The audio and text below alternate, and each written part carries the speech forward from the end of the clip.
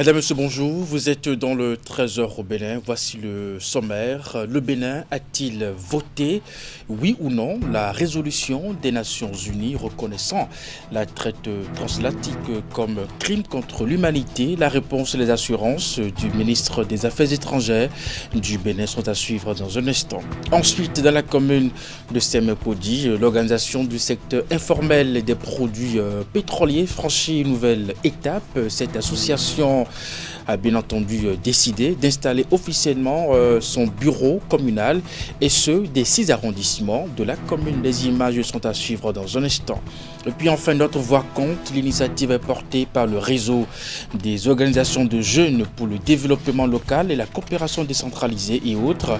Elle est mise en œuvre depuis un moment et vise à sensibiliser les citoyens en vue d'enregistrer un fort taux de participation à la présidentielle. Pour l'étape de Boycon, le coordinateur national et sa suite ont échangé avec les praticiens. Voilà pour vous le sommaire de cette édition. À nouveau, bonjour et bienvenue si vous nous rejoignez.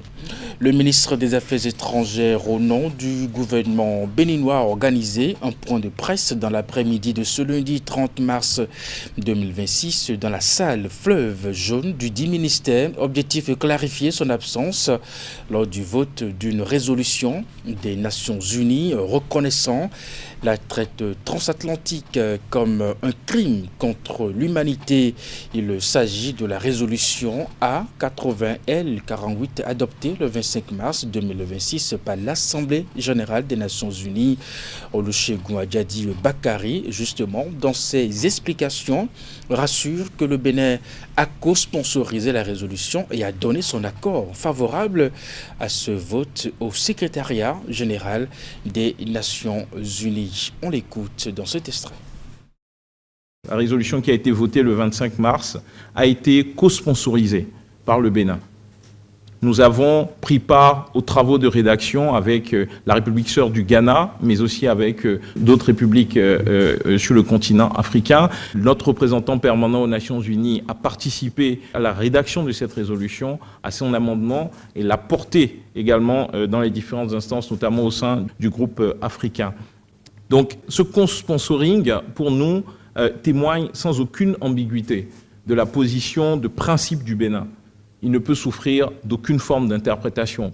L'absence de la délégation du Bénin le 25 mars dernier est due, il faut le reconnaître, à un dysfonctionnement administratif.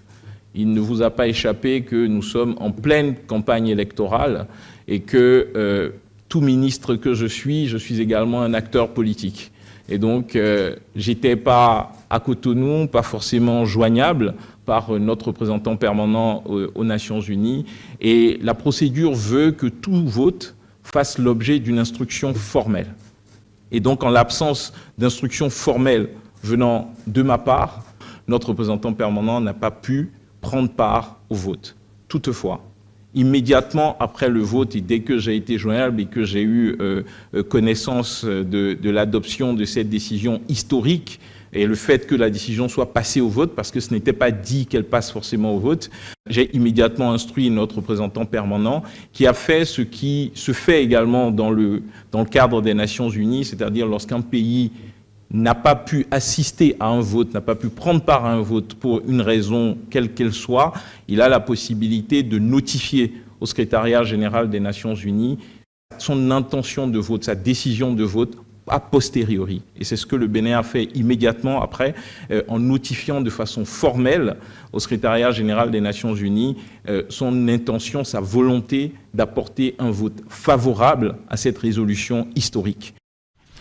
Et à l'occasion de cette conférence de presse, le ministre des Affaires étrangères a rappelé toutes les actions fortes posées par le gouvernement du Bénin pour sauvegarder la mémoire de l'esclavage afin que ce crime ne soit jamais oublié. Je vous invite à suivre à nouveau le ministre des Affaires étrangères du Bénin.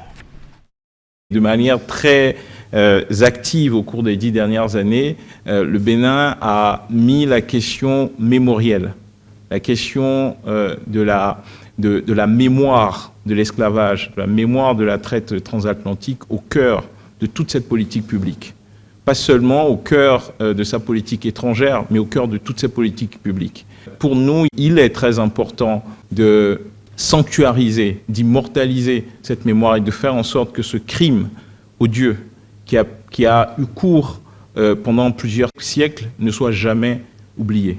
Et c'est la raison pour laquelle, au cours des 10 dernières années, vous avez pu le constater, nous avons à la fois investi massivement dans le maintien et la sauvegarde de tout le patrimoine immatériel lié à cette traite transatlantique, mais nous avons également pris des positions publiques internationales sur la question de la reconnaissance, sur la question de la qualification de ce crime abominable contre nos frères et sœurs africains et afrodescendants. Nous sommes allés encore plus loin en adoptant une loi unique qui donne le droit à tous les afrodescendants de revenir sur leur terre et d'avoir cette reconnaissance. Nous n'avons pas appelé cela une naturalisation, mais une reconnaissance en nationalité, parce que nous reconnaissons simplement qu'ils font partie de notre vivre ensemble, de notre communauté nationale. Donc, je voudrais simplement dire que l'engagement du Bénin sur ces questions ne peut être remise en cause. Elle est là, elle est présente, elle est entièrement dans le sens de notre action et cela va se poursuivre dans le futur. La mémoire de la traite transatlantique ne doit pas tomber dans les banalités de l'histoire. C'est ce que nous essayons de faire à travers un certain nombre de politiques publiques, à travers un certain nombre d'investissements, mais c'est ce que nous faisons également à travers nos prises de position internationales. Et nous faisons tout cela pour que jamais l'humanité ne connaisse encore une telle horreur. À l'instant, le ministre des Affaires étrangères du Bénin qui rappelait justement toutes les actions fortes posées par le gouvernement du Bénin pour sauvegarder la mémoire de l'esclavage afin que ce crime ne soit jamais oublié. Eh bien, la journée internationale zéro déchet a été célébrée ce lundi 30 mars 2026 sous le thème aggravation de la crise alimentaire, du gaspillage alimentaire, pardon. Et pour en parler, je suis avec Hugues Vignigbe. Hugues Vignigbe, bonjour.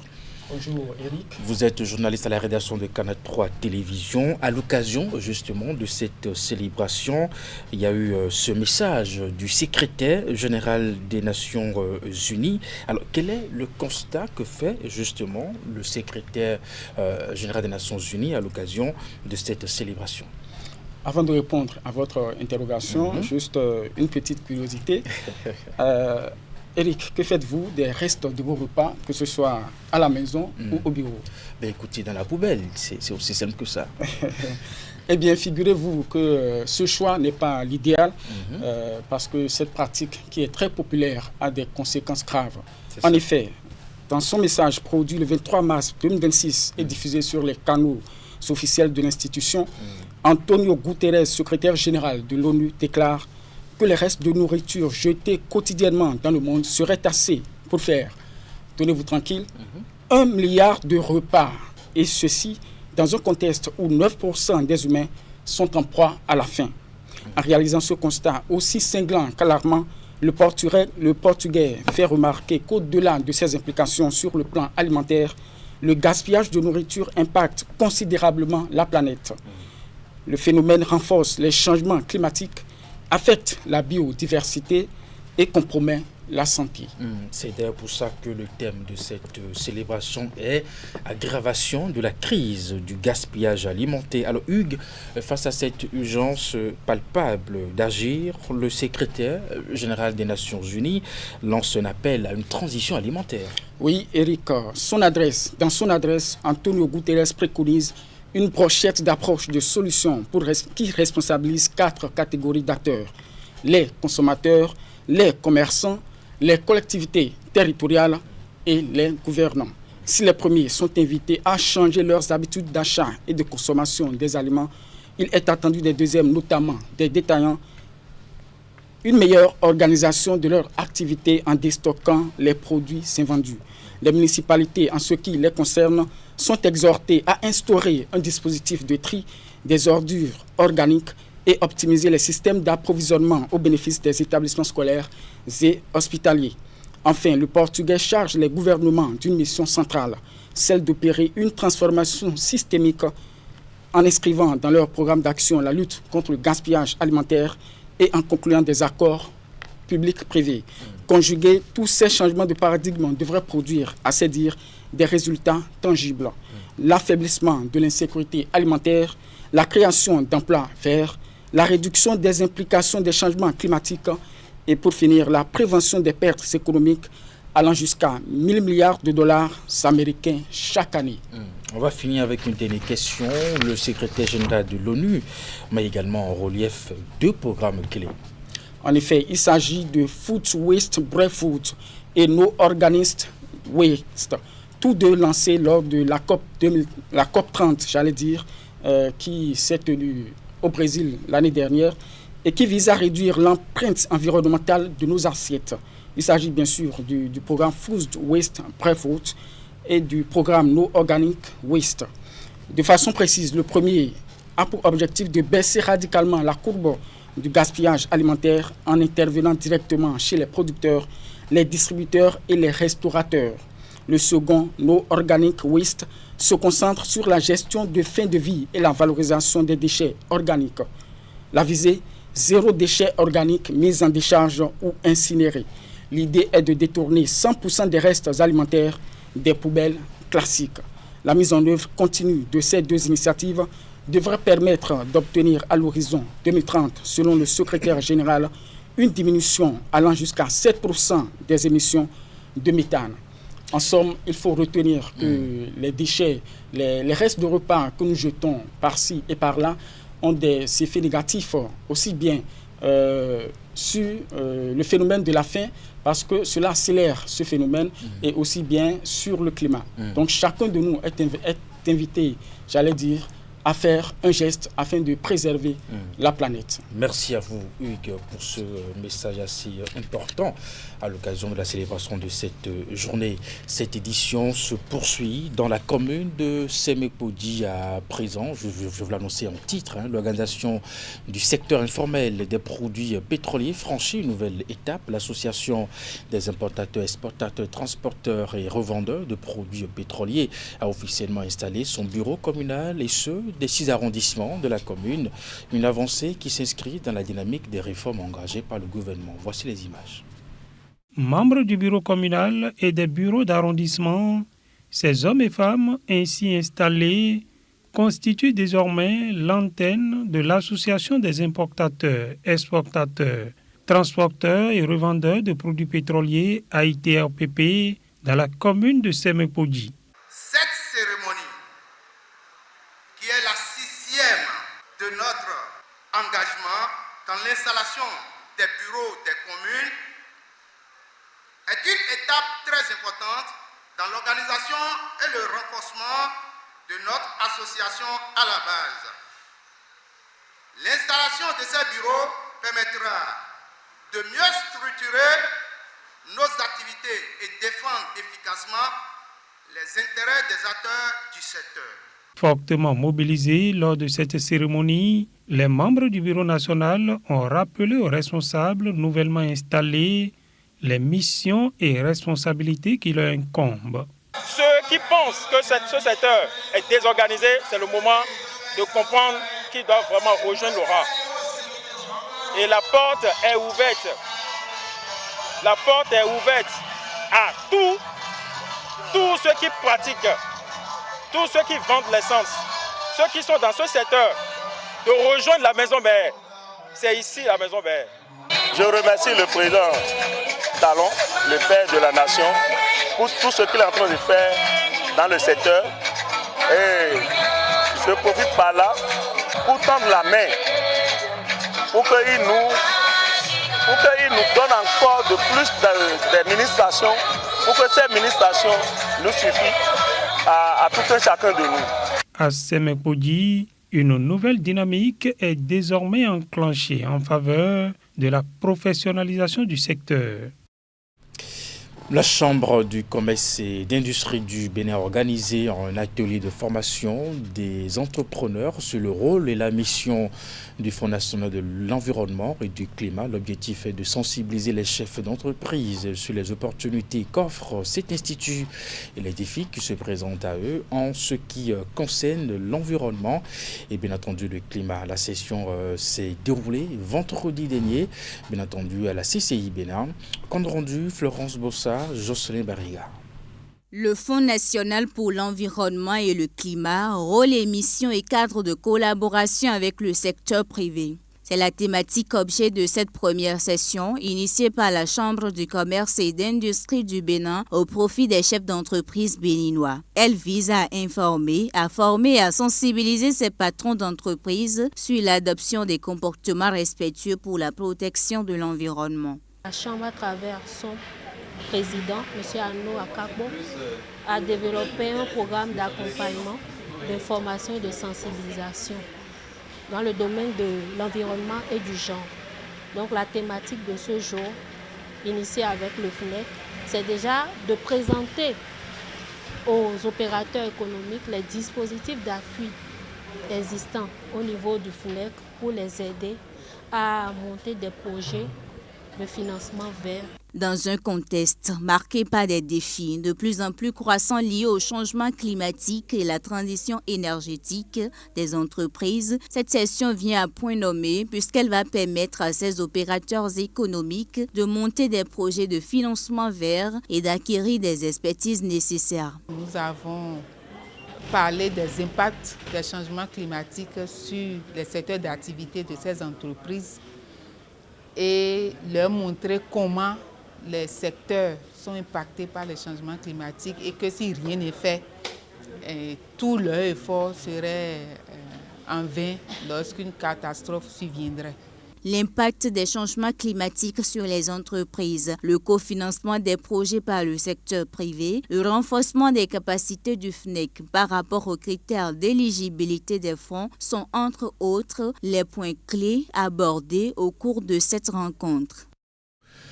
On parle de la présidentielle à présent dans la suite de cette édition. Pendant que les candidats à l'élection présidentielle occupent le terrain pour la campagne électorale, la Commission électorale nationale autonome, elle, déroule son chronogramme pour une parfaite organisation du scrutin du 12 avril prochain. Ce lundi 30 mars, les membres du Conseil électoral sont allés visiter le centre de polissage installé à Papa, à Cotonou. Objectif, s'assurer que tout se mette en place dans un climat de transparence en vue du déploiement du matériel électoral sur le terrain. Le constat fait sur place est que le niveau de préparatifs est satisfaisant. Suivez ici les explications de Saka Lafia, président de la Sénat. Vous savez que le colisage, c'est l'activité la plus délicate dans tout le processus électoral.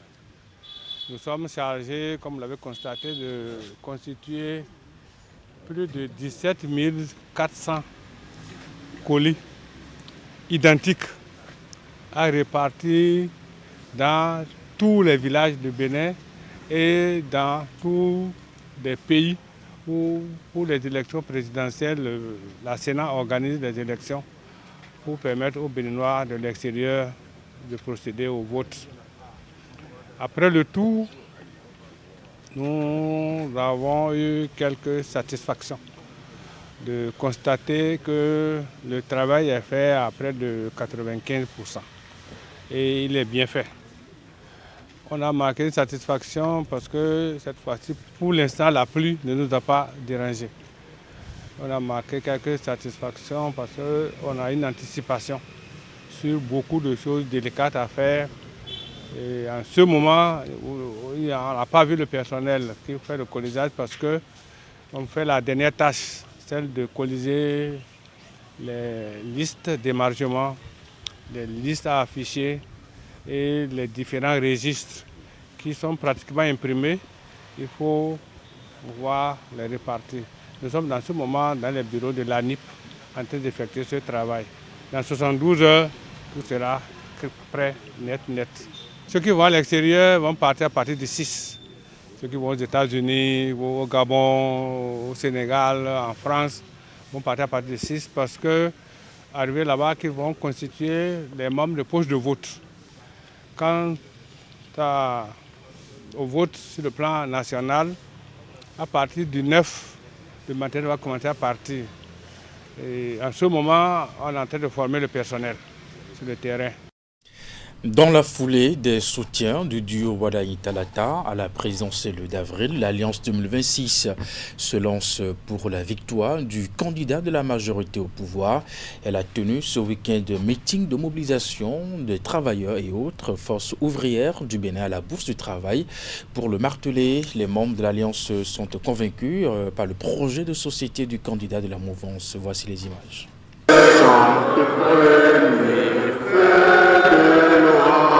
Le leitmotiv maintenant jamais porté par l'Alliance 2026 dévoile toute sa conviction en l'avenir avec le choix de Romuald Wadaï pour bâtir ensemble le Bénin rêvé.